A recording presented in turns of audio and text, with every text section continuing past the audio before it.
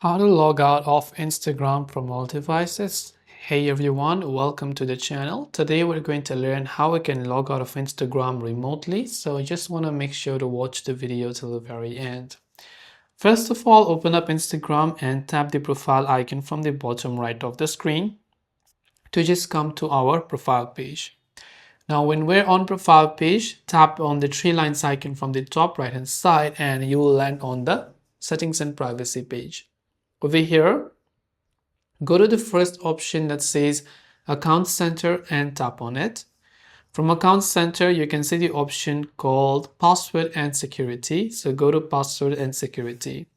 Select where you are logged in and select your Instagram account. Now you can see all the other devices, but you can scroll down and tap on Select Devices to log out.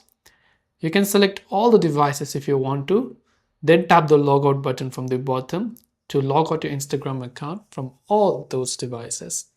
And this way you'll be able to log out your Instagram account from all the devices that you are logged in. I hope the video helped you out, and if you have any further questions, feel free to leave them down below. As always, thanks for watching till the very end and see you soon in the next video.